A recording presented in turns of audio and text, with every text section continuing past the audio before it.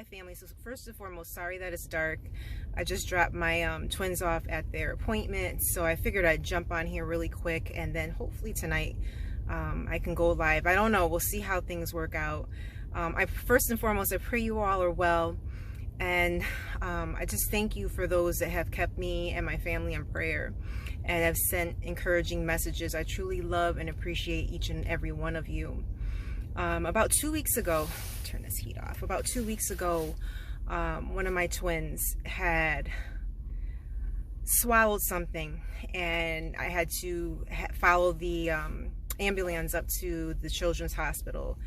And the whole time, I just, by the time I got home, I beat the fire truck and the ambulance. He was wasn't crying anymore, but he was. You could tell he was having trouble breathing, but he was breathing. And what could I do driving, from where I was to my house? I just kept saying, God, you're in control. You're in control. This is completely out of my hands, and I'm giving it over to you. I'm trusting in you, having faith in you. You are in control. And I just said, I have to have faith. I have to have faith. My son's going to be okay. I got to the hospital, followed the ambulance to the children's hospital. He is all three of my sons are very strong. He did well. He didn't have anything to eat, so I already knew that he was going to have surgery. But for a good 2 or 3 hours until we were able to get into surgery, he did very well. I'm sharing that, and he's doing well now. They were able to remove the item, and he's doing very well. The reason why I'm sharing that is to let you know how God will help you increase your faith. He's always doing things for us. He's always there for us, showing up when we need him, when we don't even realize. And when we have faith in him and know that he's going to take care of everything, really know it, not just say it, but really know it, it's a huge difference. It's a relief. It's a peace that if you've experienced it, you can understand. And I'm like, what can I do? I can't perform surgery on my son. I pray, give it to God. He will take care of it. A few days later, his twin was scheduled for oral surgery, and so I had both children in the hospital at the same time. But I'm giving all the glory to God because they are healing, they're doing well, and I'm so thankful. So I wanted to share that. I had posted a picture of one of my sons, just showing he looked fine, like nothing had ever happened. He was perfectly fine and healing in the hospital, and I am so thankful for that. And thankful for the family and the friends as well that reached out and that were supportive and helpful. I had explained about the holidays and how I wasn't going to partake in them anymore. And I was with my mother this morning. We didn't.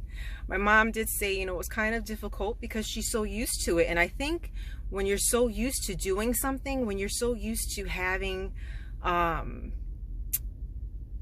those traditions, that it's hard to break away from that. But what God has been teaching me, and especially in the scriptures that I've been reading, we were told a long time ago, not to idol worship, not to celebrate or do anything outside of what the Most High God has told us to. And there came a time where, we were taking over lands, and, people were remaining, even though we were supposed to clear the lands. And we took on their traditions. We took on their idol worship. And the Most High God specifically told us not to do this. We turned our backs on him. And so as I was reading through Exodus and Ruth and, Isaiah, there were so many scriptures that I went through, so many chapters that I went through. He was really laying the foundation and helping me understand that, we had already been told not to follow in traditions in idol worship. And so me being 45 years old and growing up in the household where we celebrated Christmas, why would I question it? That's what we did. That's tradition. Families get together and celebrate Jesus, Yeshua HaMashiach's birthday. I didn't know that his birthday was not December 25th. It's not even written when his birthday is. And I'm understanding that it's, I guess, sometime in March and April. There's no specific date. And I said, whoa, wait a minute. This is what I'm confused here. He started to give me information, and I started to want to receive the information. That is a huge chunk of it right there, to want to receive the information and want to implement what he's saying. And so for me to stand in the word and stand in, okay, you know what, I'm not doing this. It took me years to finally get to this point, but I'm doing it. And I'm standing alone. I mean, I posted a post, I think it was, yeah, on Christmas Day, about, you know, how we're not supposed to idol worship. We're not supposed to celebrate this. And not one comment, not one like, but all these other mentions of holidays. And I'm not mad at anybody. It's a process. It takes time. But there was a time when we didn't do this. We didn't celebrate. We didn't follow along with what other people were doing. We were following what the Most High God wanted us to do and wanted us to celebrate. We were obedient, and then we turned our backs. And so now I'm being obedient, while before I had my back turned on him. And I know it's going to take time, and I'm praying that people will start to, and I have to say this, thank you to those who did reach out and question or wanted to have a conversation about this. It takes time for people to get to that point where they want to accept it. They want to understand it. And so it's a challenge, but one worth taking, and it's important. I want to do what he wants me to do. I want to follow what he wants me to follow. And that's going to bring me to relationships. You know, everyone's not going to be with you, you know, for your whole entire life. Some family, some friends may fall away, and you have to be okay with that. Especially when God is telling you what to do in relation to those relationships. If he's given you directions, then you have to follow him. It doesn't matter who's going to like it. It doesn't matter what people are going to say. You have to follow what the Most High is telling you. And whoever doesn't like it, they have to fall back. That's just how it is. But I just want you to know that you're not alone in this journey. You're not alone in this walk. And sometimes I've received that too, messages that, you know, sometimes I feel alone. You know, a lot of people are gone. But I want you to understand, what God removes, he replaces, and he will bring people into your life to help you on your journey. And not everyone's meant to stay. Some people are only there for a season.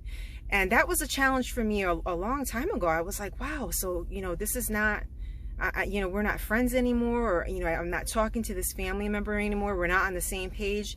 You have to trust what the Most High God is doing in your life. Trust what he is saying to you. And he knows better than we do who's for us and who's against us. So just trust and understand that it's for a reason. With that being said, he blessed me with so many lost family members that I didn't even realize I had. Over 500 people in the last 2 weeks that he has brought into my life, and I am thankful for that. More than thankful. I'm finding out so much about my family and so much about myself, and I give all the glory and the praise to the Most High God. Now, I have wrote some things